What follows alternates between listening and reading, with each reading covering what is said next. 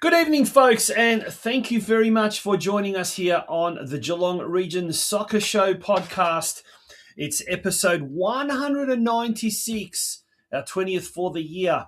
My name is Tonchi Prusak, and I'm very happy to be with you here tonight. Thank you for joining us, as I said, wherever you may be. Well, it is the World Cup has come to an end, and a big congratulations to Spain, who took out the big trophy in America, in New York, defeating Argentina. And what a good game. What a great game that was. Or was it? Some people are saying it was a fantastic game. Some people are saying it wasn't so much of a fantastic game. Some people are saying it was a great tournament. Others are saying not so great. What do you folks think? Pop it in the comments section. Let's have a little bit of a discussion happening in the comments section. Now, folks, as you know, at the moment we are running a GoFundMe campaign. Last week, it's funny how a week can change quite dramatically. Last week, to be honest, I was feeling very dejected, very demoralised, to the point that, look, honestly, I did not know if I even wanted to continue, because I just felt the Geelong community did not want a podcast, did not want a football podcast. Look, since then, we've had an amazing amount of support. Vlad Zetovic, who's got a security business in Melbourne, but they operate here in Geelong as well. He's come on board as a business advertising sponsor. I must reiterate how much I am very thankful to Adrian Leia and Curva Coaching Geelong, who's been a business advertising sponsor throughout this year, and also to Birregurra General Store, who are also tonight's sponsors as well. But look, we've got a GoFundMe campaign happening at the moment. The details are in the ticker down below. But look, does the Geelong football community really want a podcast that covers the local scene? And this is a chance for the wider football community to show that you really do care about promoting a sport, having a forum to discuss all things local. And look, the ball is in your court, essentially. To all the people, there's about 9 or 10 people so far that have donated to the GoFundMe campaign. We've hit $500. That's the most recent screenshot from earlier today. So thank you to everyone who has donated. A big thank you to Rob C., to David R., and Marina K. They've each donated $100 each, plus a couple of Louise as well, who donated $50, and a couple who wanted to wish to remain anonymous. Totally understand it. But look, any donation, big or small, is greatly appreciated. It's episode 20. We had funding enough for 20 episodes. Thank you to United League Security. Thank you to Eddie Contel, who's made a personal donation and sponsored 2 episodes. So he's sponsoring next week's episode and the episode after that. Thank you to the Masters Summer League. They've also sponsored 1 episode as well. Thank you so much. We had Simon Blanche on from the Masters last week's show to talk about the over 45s division that they are proposing. Well, let me tell you, there's been a lot of interest in that. So stay tuned for that. Before the end of the season, we'll get someone from the Masters to tell us a lot more about what they actually do behind the scenes, because it's not just organising football for a bunch of old blokes and women. They do a lot of benevolent work in the community as well. They raise a lot of money for mental health. They sponsor this program as well, so they do a hell of a lot. The $500 from the GoFundMe page as well. That's just a start. Look, if we can extend, basically what's going to happen is we've got enough funding at the moment, and let me just have a check and I'll look at the exact dates that we've got. So we've got enough funding at the moment to last us until August the 24th. Now, what we want is we want to extend the season to end of September, September 21, in fact, when that's the day after the finals of the local league. That's the aim. That's the absolute aim. If we get anything more than that, either from the GoFundMe page, either from businesses reaching out and sponsoring us, that'll get us, give us a good foothold into season 2027. So, folks, really do appreciate all of your support. There's Vlad. He's on the comments section, as is Santino Mamone. Those two blokes are absolute legends. And to everyone who tunes in, week out. As I said, there's all the details are in the ticker down the bottom there. Donate to our GoFundMe campaign. Keep the Geelong Region Soccer Show on air. Any donation, as we said, big or small, is greatly appreciated. And there it is. Go www.gofundme.com/F/help the podcast see out the 2026 season. Okay, we're going to take a short ad break, and when we return, it's time for tonight's news desk. A lot happened in football over the weekend.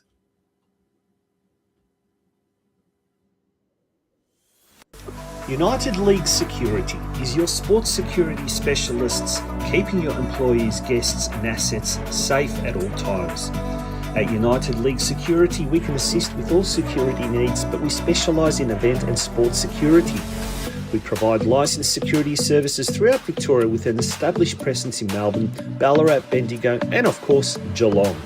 We support a wide range of clients including logistics providers, event organisers, hospitality venues and commercial property managers who require consistent site-aware protection. Our team of experienced security professionals is dedicated to ensuring the safety and security of your event so you can focus on providing a great experience for your attendees. For more information about any of our services, contact us on 8624 0599 or visit our website at www.unitedleaguesecurity.com.au.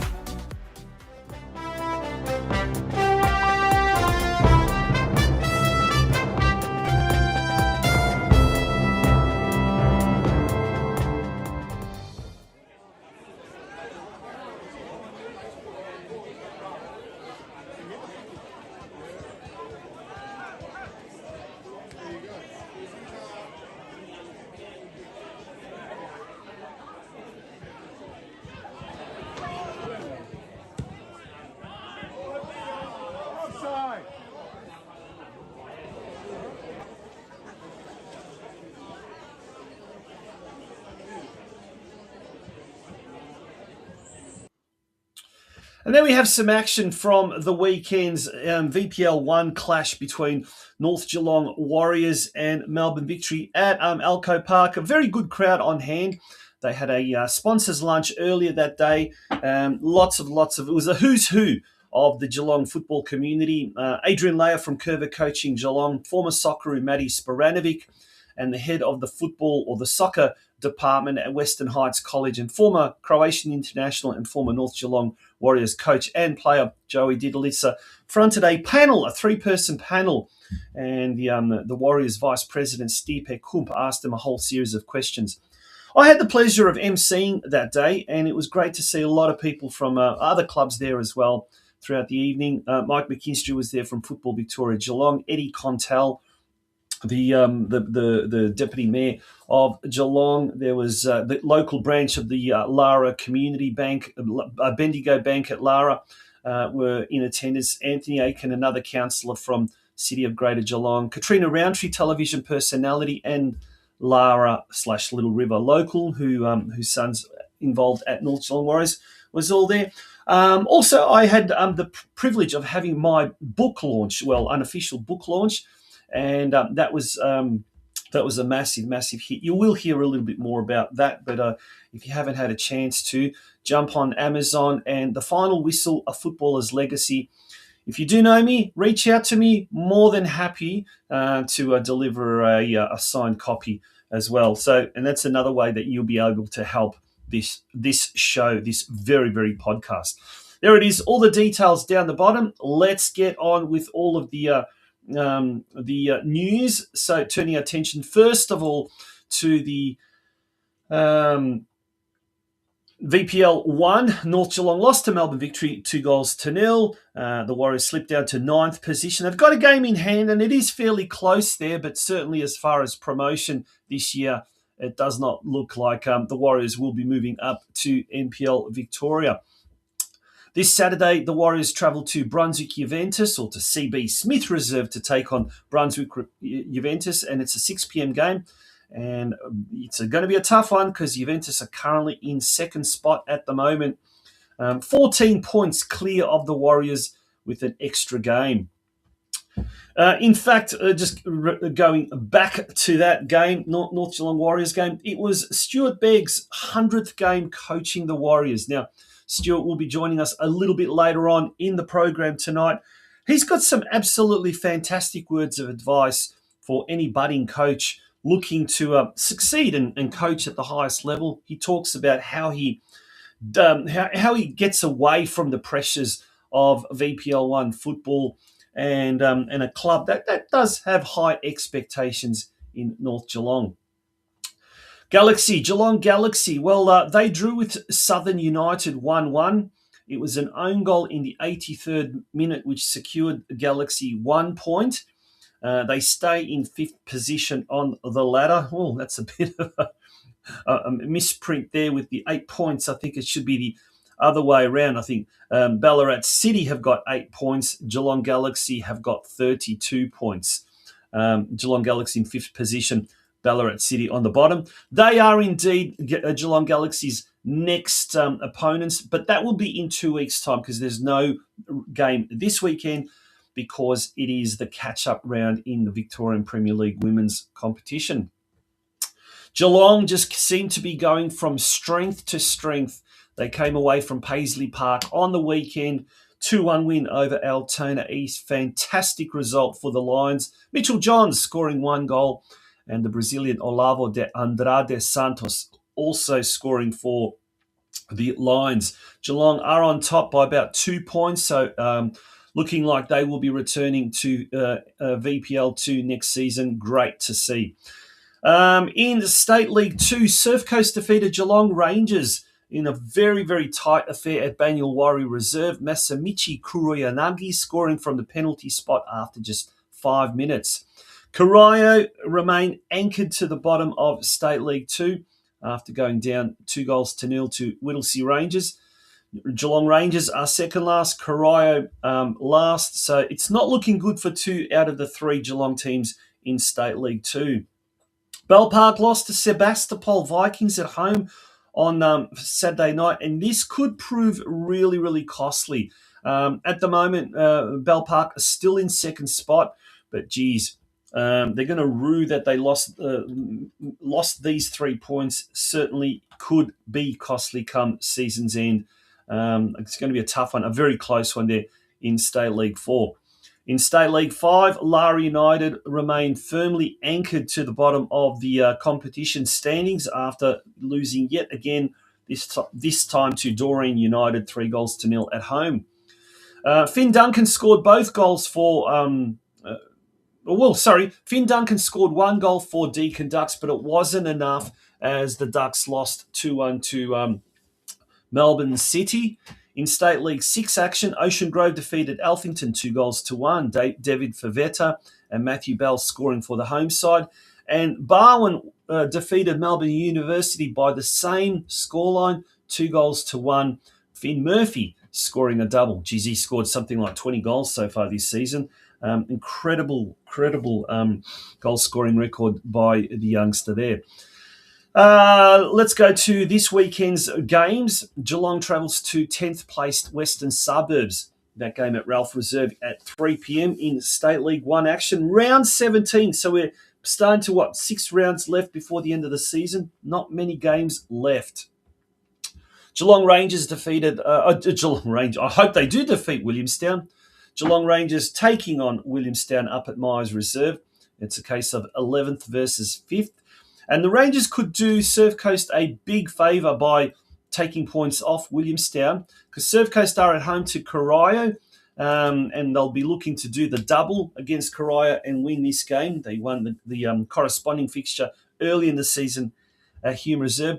Another Geelong derby, this time between the Coasters and Corio at Banyule Warrior Reserve this Saturday evening at 5 p.m.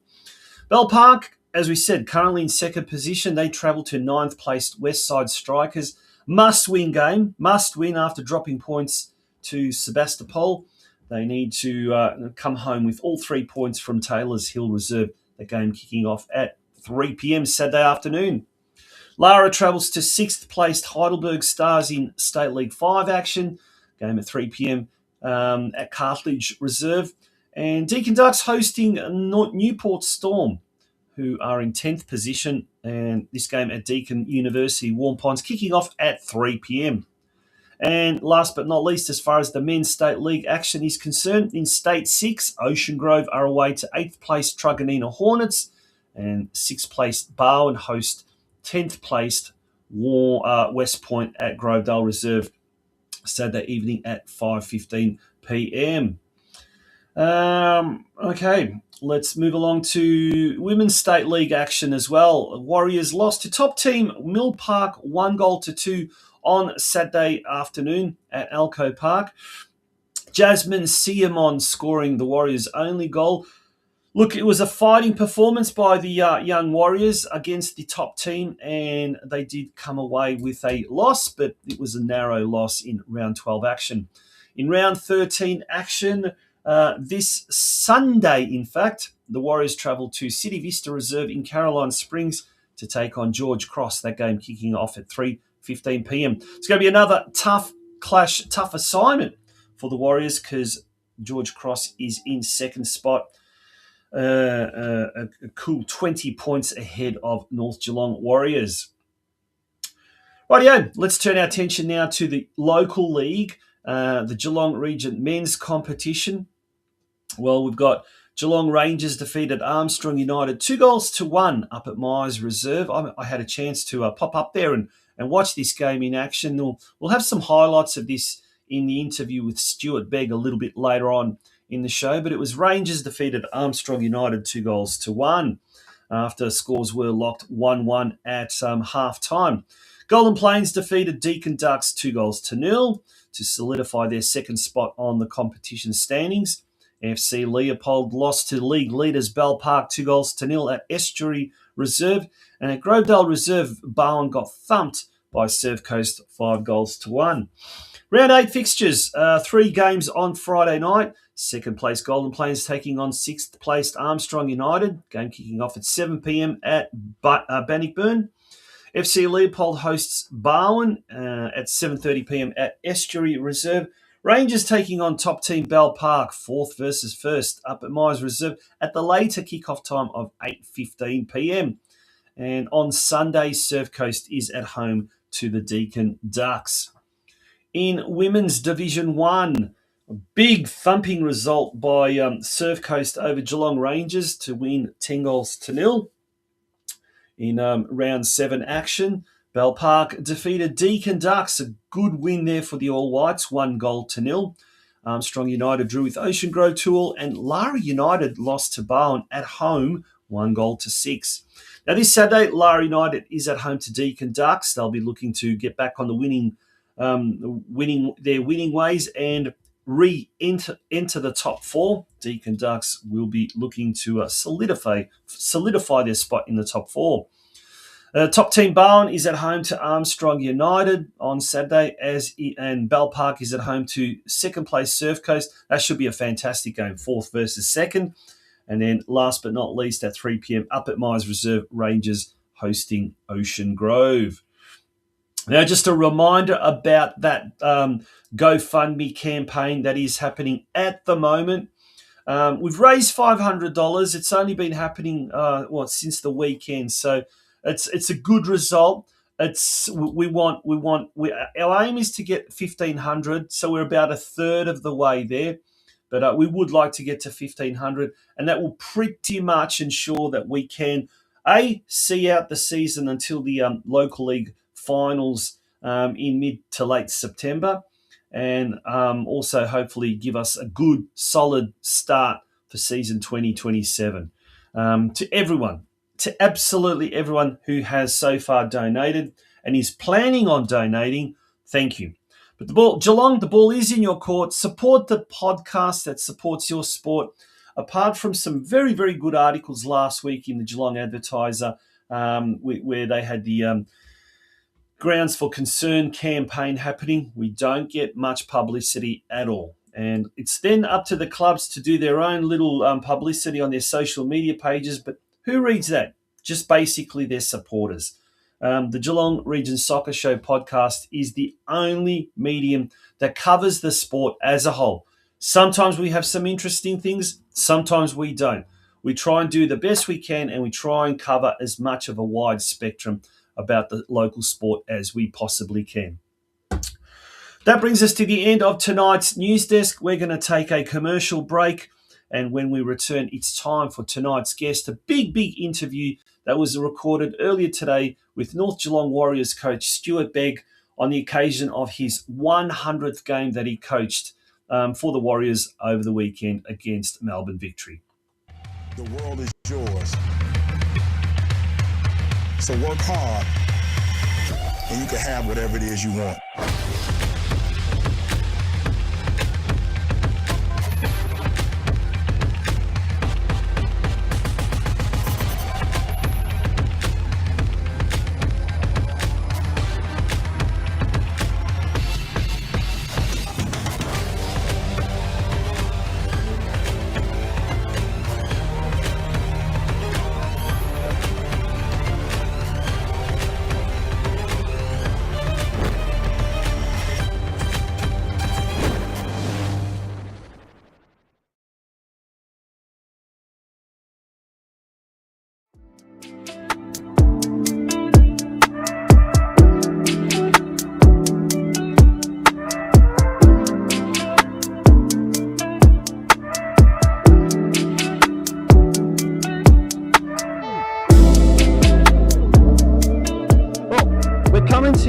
From Miller's Cafe in Lara. I know the owner here. He's a football man involved with Lara United, and it's basically my backyard, but it's also the backyard of our guest today, Stuart Begg from North Geelong. Mate, we're practically neighbours, but we never get a chance to sort of catch up here. Yeah. Do you come here often?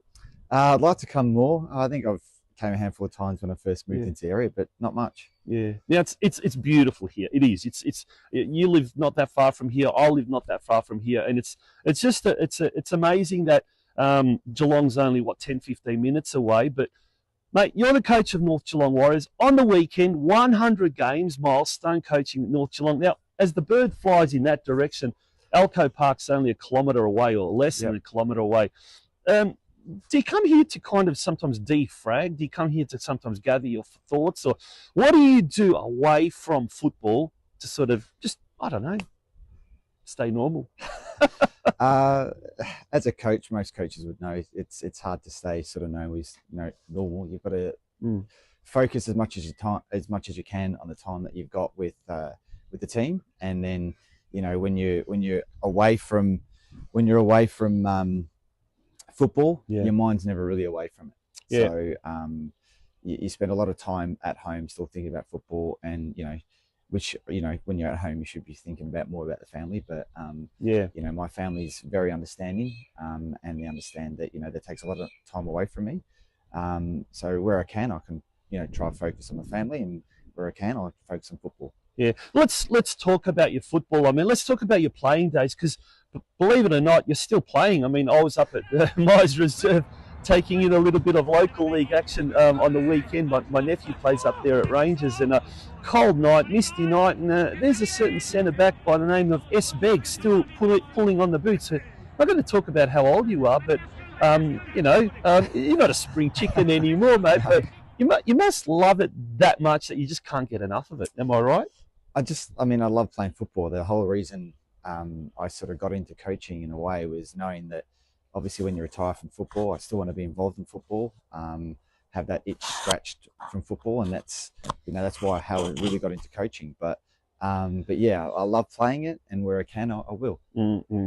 Most coaches these days, they say they're students of the game, so they're always learning. They're always, looking for new areas of improvement, either in their own coaching game or coaching style. Who over the years, I mean, like I said, we're going to kind of jump from here to there and this and that, but 100 games of coaching senior level at North Geelong, that's a mean milestone, by the way. Who've been some of the big influences, either in your playing days or your early coaching career, or even now? I mean, who do you kind of look to for not necessarily inspiration, but maybe ideas and kind of something? Well, maybe inspiration. Yeah, interesting one. I sort of first had my taste at coaching, a bit involved in coaching at Rangers when in 2016. Took an assistant role with Jim McLean, and I started to do my licenses in that moment as well. I did my C license. So you'd finished playing by that stage? Yeah? No, I was still playing. Still playing. So I was an assistant player, assistant coach, and still playing. Knowing that eventually that's where I sort of wanted to lead to, and so he resigned halfway through that season, and then I was forced to take over, and so I took over. We won the league that year, but I still played, and it was very hard for me to do both. So at the end of that year, I retired from playing and then kicked on coaching. And you have your influences. I had Pete Bradley was at Geelong Rangers. It was there. I had Liam McCluskey, who was at Rangers as well, and they were sort of guiding me a little bit through that moment of my early days as senior coach. When I finished my reign at Rangers, a coach named James Coots, who was at North Geelong at the time, reached out to myself through Joe Zilic, and basically under his guidance was pretty much where I understood different avenues of how to coach players, how to mentor them, and sort of how about to maybe my own sort of style, a little bit of what he does, because I loved a lot of the stuff he done. So he was a massive influence in the way I coach now. Now, from memory, James Coots, he's a Queenslander, is that right? He's in Queensland now. In Queensland now, yeah.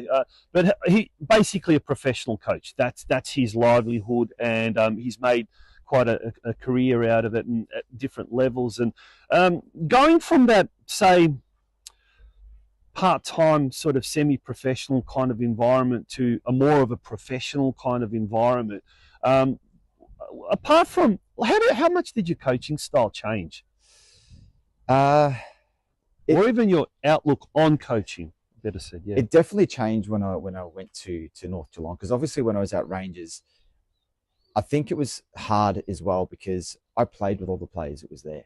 So when you're a player coach and then you move into coaching, they're sort of still your teammates. Yeah, they take you seriously, or sort of? Well, when things are going well, they do. When things are going more difficult, then you can just see it's hard to sometimes sort of, I don't know, tell them what to do, because they sort of feel they're on the same level as them, and that was a learning experience in itself. Moving to where Coots was, he sort of helped me look at myself and find out what I do really well, and for me, I looked at things that where I needed to improve on, and the best thing is he showed me the things I could sort of change in the way I coach. And you find your own sort of rhythm. You find your way, the good things, and you continue to do that, and then you find the things that you really need to harness in on. And for me, I've also discovered delegation, which is one of the things that Coots was really good at. He understood the things that when I was helping him that I could do for him. And that's a big thing as a coach. Understand the things where you're strong at and where you're weak at. And if there's someone else around you, supporting staff, or anything that is good at something you're not, to lean on them to help them do those things for you. Yeah. I wanted to ask you something about back in the day when you were a player and a coach at the same time. And I guess the Rangers dressing room at that stage had some pretty big figures, some larger than life figures in the dressing room. And being mates and stuff like that, Is that do you think something that helped you also be able to manage people, particularly those players that are really loud, really boisterous, for extroverted type players? When he came to North Geelong and started, coaching some of the players that I guess you've unleashed some really world class players, and we'll talk about that a bit later on. But did it kind of help you as well? Like, as awkward as it might seem, sort of coaching some mates, but they're pretty larger than life. We won't mention any names, but I'm pretty sure people can know. Did that help you actually kind of develop a little bit of a skill with, let's call it human resource management? Yeah, I mean, there's a massive psychology aspect of coaching, and I'm fascinated by that. Yeah. Tell us more. So obviously, you've got player management is probably the hardest thing that people struggle to do. Yeah. You can have great people who know how to put on a session. Yeah. And they can do them really well, and tactical wise. But I'm a massive believer in player management. Mm-hmm. And you can't treat every player the same. It just doesn't work that way. Yeah. I've seen coaches do that, and it just doesn't work. And sometimes it just takes time to discover how you need to treat one person, mm-hmm. and then treat another person. And you might need to kick one, you might need to cuddle one. And and that's figuring that out is probably the hardest part in coaching. And James actually helped me understand how to sort of get around that. And there's a lot of avenues that people don't see, mm-hmm. a lot of things behind the scenes that messaging players and giving them some good information, good feedback, and then obviously understanding you've got to criticize them, and there's ways of criticizing them or to build them up. So Coetzee was very good at helping me understand the differences, mm-hmm. and how to.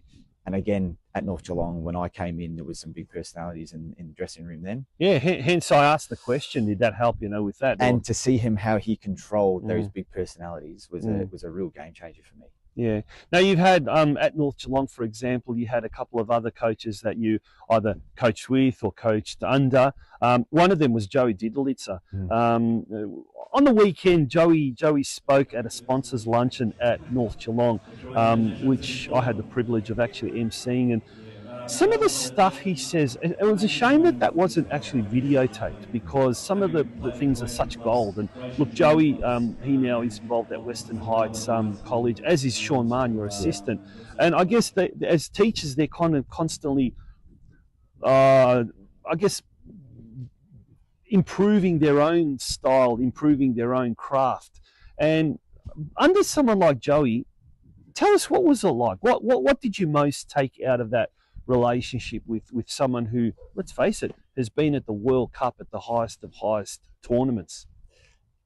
Joey was, his attention to detail was very high. Massive high standards. Standards were very high.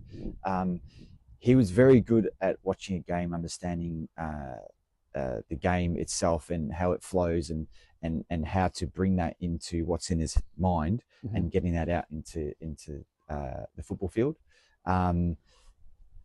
Learning from him and the experiences he had, and the best thing about Joey is there's stories. There's so many stories that Joey can talk to you about, and experiences he's had, and that was a massive influence for myself on how he engaged with some of the best players in the world, and how it just becomes second nature to him. And listen to him talk about his experiences. It's like, my God, I'm standing next to someone who has been in these dressing rooms with some unbelievable talent, and trying for him to just little bit by little bit, he just lets those little things out, and you can learn so much from him. His ability to make sessions. So his sessions, when he put them on, were very simple, nothing super complex, but it wasn't the sessions, it was the fine details in those sessions during the session that you could see him really honing in on. Yeah. Is that something that we try and do, both as coaches, as players, as parents, as spectators? We try and overcomplicate the game. I mean, it's a simple game. That's what everyone says. 2 goals, a ball, get the ball in the back of the net. Do we try and overcomplicate things with modern football? There is a big emphasis. I've seen some big coaches come out, and they've said basically that a lot of coaches overcoach. And for me to stand here and say that is the case, do I overcoach in moments? I believe I do. But every session that you do, you need to reflect on, and you might walk away and think, I made that too complicated. And the players are good at it; they'll tell you whether it's complicated or not. And simplifying things is probably the better way to go, because too much information can be too much, obviously, and you want to try and make the game as simple as possible. So I do agree. I think there's a lot of coaches out there that do, make things a lot more difficult than they should be. Now, I suppose I hope a lot of the players don't take this the wrong way, but I guess the modern day, there's so much information, and with coaching courses, a lot of it's textbook study. You're studying this, you're studying formations. There's a lot of information, and you're constantly studying as coaches. Now, as players, they say a lot of players aren't the sharpest tools in the shed. And so in many, many ways, a lot of these players, you kind of have to keep it very simple, almost dumb it down, like with all due respect. But you mentioned how you can't treat all players the same. When you start doing instructions and things like that, do you, at senior level, I'm not talking junior level now, at senior level, do you have to take that into account? And how do you approach it if you've got some players that are very, very switched on in their learning styles or whatever, and others that are not as switched on? Because obviously you've got to take into account egos and, dressing room banter and all of that kind of stuff. In this modern day and age, when people are a bit more sensitive than the old school Alex Ferguson types, Yeah. How do you approach that? Like, it is hard because, again, like I said, everyone is different. And is this where the assistants come in? The assistants are very good. Sean's very good. We've got sometimes a bit of yin and yang about us. So there'll be some players I know he can get through to, than more than me, and that can be a relationship thing. But there's some players that, and again, I'm not going to mention names. There's some players, no, please don't. that I don't need to coach. Yep. And what I mean by that is because it's just natural. I could ask them a question. Why were you here? Did you know to make that run in that move in that moment? And they wouldn't even know. Yeah. But it's just instinct. Yeah. So they're great. You don't need to overcoach them. Just let them do their thing. And then there's some players, especially a lot of the ones that have gone right through a MPL system. I feel that they need to have a little bit more detail, like a lot of cues, as in triggers, so when to do this, how to do that, why we're doing that. So you've got to understand that you've got to give them a lot more information. That's interesting, yeah.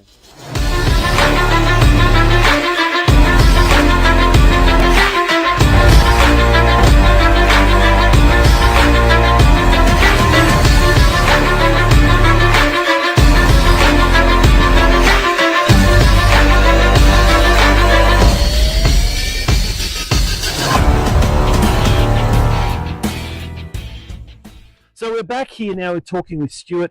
Stuart, we're going to talk now about coaching. And you're an experienced coach.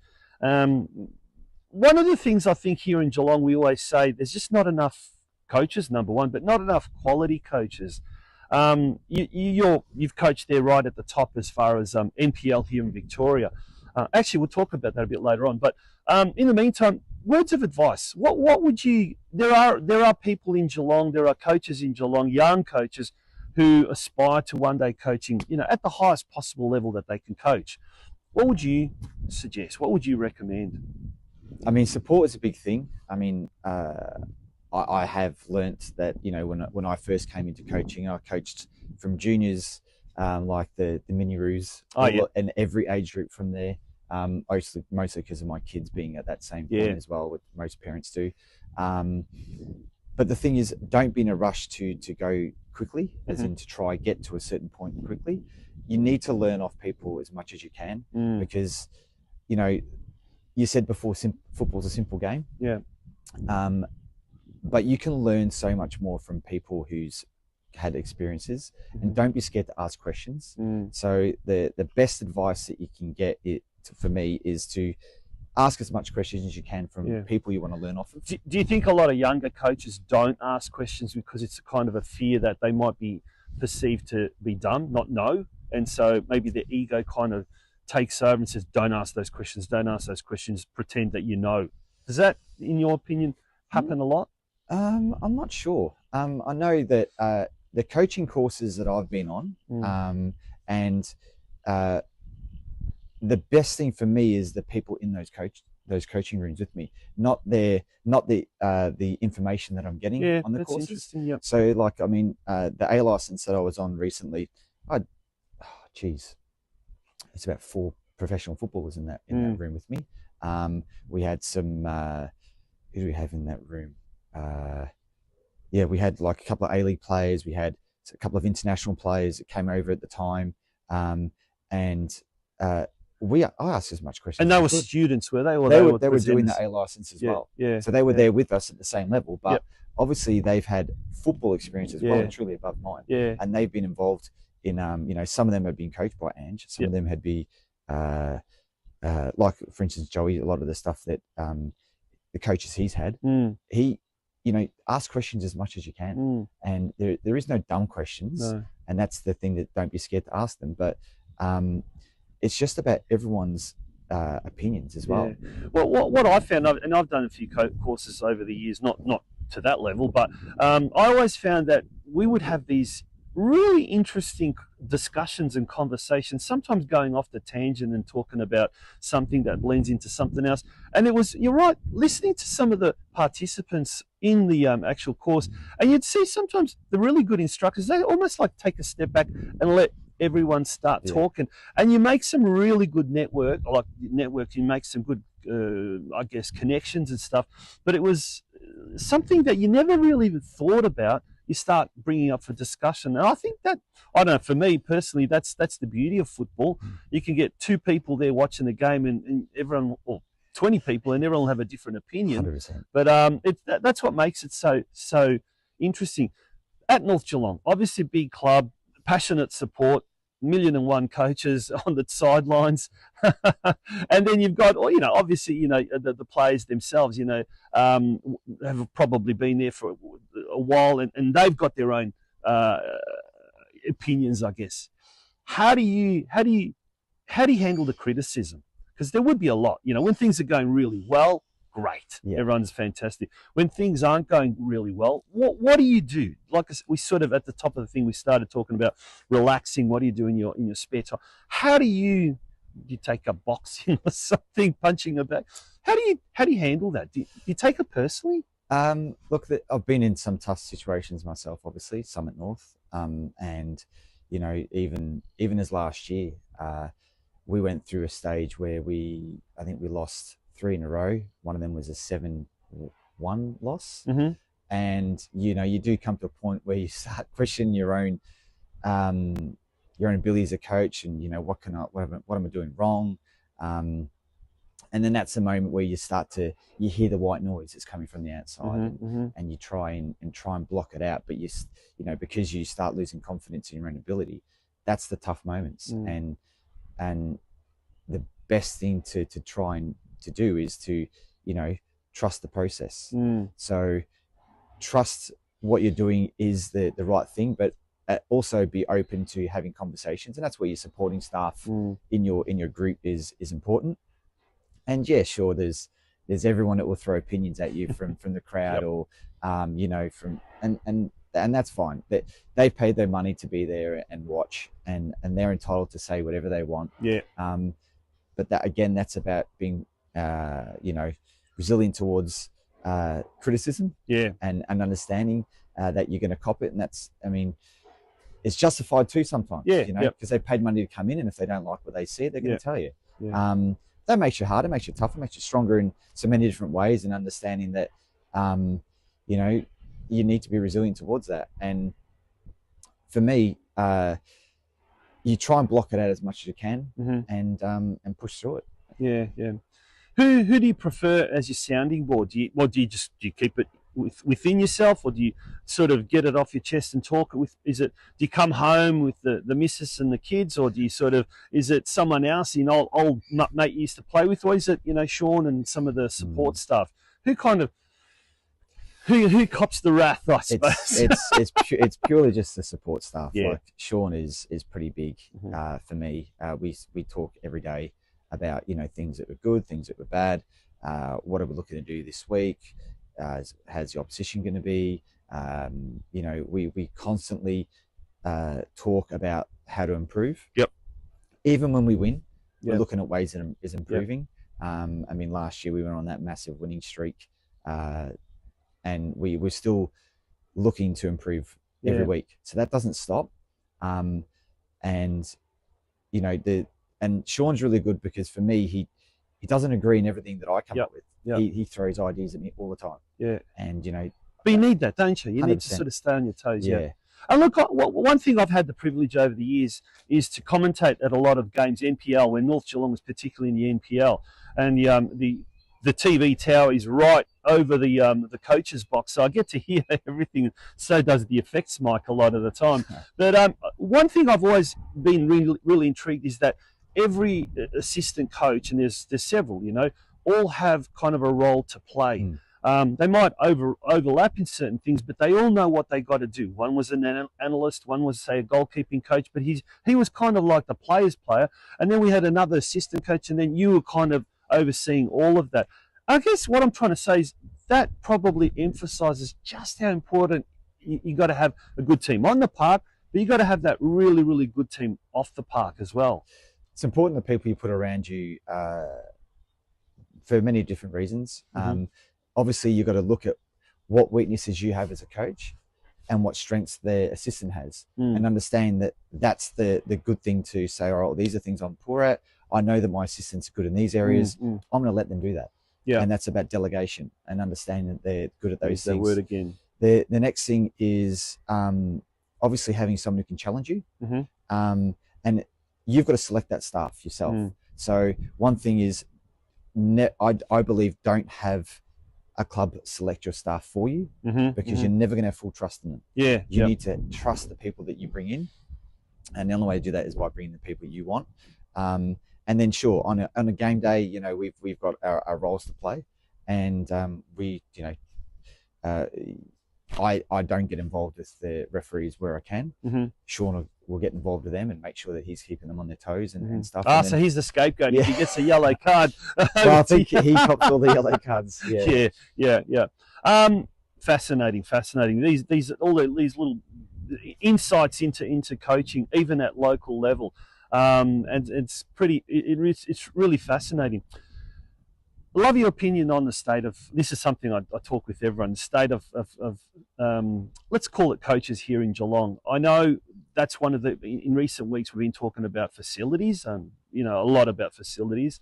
We're talking about the record number of players and the state of the grounds as well, which we talked on last week. But coaches and calibre of coaches is something that always gets mentioned. Even referees, we're doing really well for referees. Getting back to that game on Friday night up at Myers Reserve, I couldn't believe it. Division 1 local league men's competition, and there's not only a referee but 2 officials. Well done, Geelong. We're doing well in that. Coaches, how are we going with coaches though? I think we're not just quantity but quality. I think we're in the lower range. I think and it's not for the area's fault. I think that we need to invest more in coaches in Geelong. And I've been saying that for so many years. What exactly? Like, I know Football Victoria recently has been trying to do a lot of, you know, foundations courses, expression of interest for C license courses, for example. There's probably not enough of a demand for B and A and Pro. So obviously we've got to go to Melbourne and what you're not. But what else is it that kind of is really lacking? So it's column A and column B. So I would say that obviously I think the FV should be doing more down here with coaches. But the column B side is, sometimes I feel that the Geelong community doesn't want to do it. They're happy to, you know, coach their kids, and they think, you know, as a parent, they can just coach their kids, and then when they get to a certain point, they're just going to walk away from the game and let other coaches do it. The issue is, it's those coaches we need to continually to push all the way through.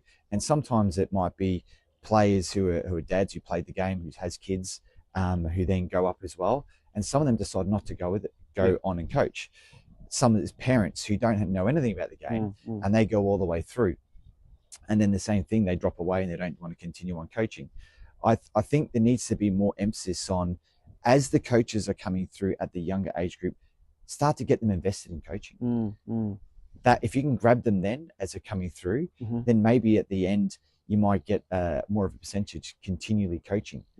So, but I think the FE have to help out and maybe, you know, getting, I mean, we've got the people was there on the weekend at North Geelong, all sitting in a chair. 3 people there. Matt Sporanovic, Adrian Leia, and Joey Didlitz. I mean, they had a panel, and it's just a shame that it wasn't recorded, because some of the words that were coming out of those collective mouths was amazing. You get those 3 and you get a bunch of people in for, they can help guide coaches, their experiences, maybe they can motivate a little bit more of them to come through the system. And it's not, I'm not saying it's on those 3, I'm just as an example. But if the FE can help us out and help promote coaching and maybe put more things on, that'd be great. But we've still got to get the column B, which is them to be doing it as well. Yeah. There has been talk about facilities, pitches in Geelong, a regional facility in the north, a sub-regional in the south, a couple of grounds in the southern suburbs as well. But I just get the feeling with all the facilities, we're just not keeping up with the growth. Is it a good thing, the growth at the moment? Are we sustaining that? Are we? I don't know. This is a massive. We're opening up a massive can of worms here. But are we heading in the right direction as far as Geelong football, soccer? Call it what you want. I seen a stat the other day. The participation rate in football in Geelong is massive. It's way more than what the AFL code is. Way more. So something's going right there. Yeah. Because they continually wanted to have more people join the game. I think facilities is getting there, but it's a slow burn. I think every club is still screaming out for better facilities. Yeah. And you know that'll happen, especially more like the regional clubs, like regional of Geelong. So there's on the outskirts, there's more clubs, and they need more facilities. But then it's hard to say. For me, we're going in the right direction, but it's going to be a slow burn. Yeah. That's what I believe. Well, certainly interesting times ahead, that's for sure. But 100 games at North Geelong Warriors, a magnificent achievement, Stewie. Congratulations on that. All the best, and thank you for taking some time out on a Monday morning during work time to come out here and talk football. Love chatting with you about it, and we need to catch up here a little bit more often, I reckon. Yep. Thank you very much, Tunchi. Stuart Begg, coach of the senior team at North Geelong Warriors. Folks, we're going to be back after this very short break to continue with tonight's show. Fantastic service, food and coffee, well-stocked produce and groceries at very reasonable prices. 5 stars for the coffee served, beautifully made latte, everything you need in this wonderful little shop. Staff are always friendly and helpful, an absolute treasure to the community. These are just some of the glowing comments of praise by both regular and first-time customers of the iconic Birregurra General Store. The De Cunto family, well known in Geelong football circles, has run the iconic Country General Store since 2020, and apart from providing top quality service, they, along with their extremely pleasant and friendly staff, make sure that everything you could possibly need is well stocked and always available. Located at 59 to 61 Main Street in Birregurra and open all 7 days a week, the Birregurra General Store is open from 6am each weekday and 7am on weekends. If in Birregurra, pop in and say hello to Steve and Angus.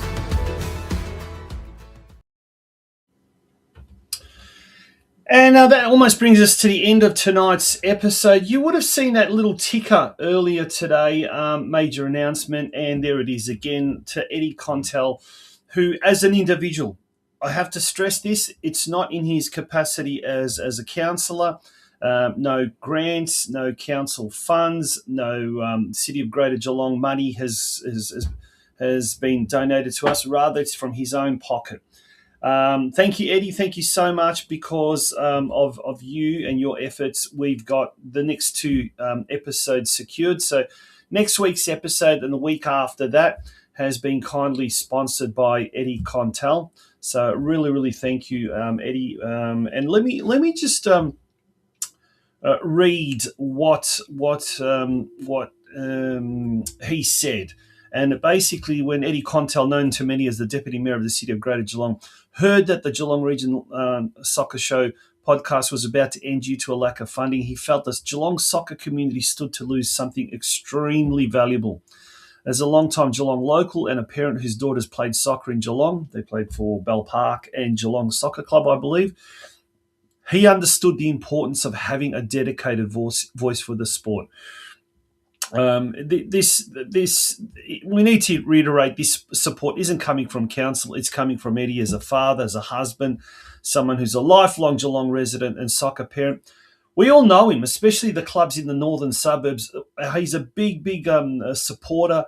He's pushing for the Geelong regional facility. He does a lot with a lot of other clubs as well, getting grants, micro grants, whatever the case may be.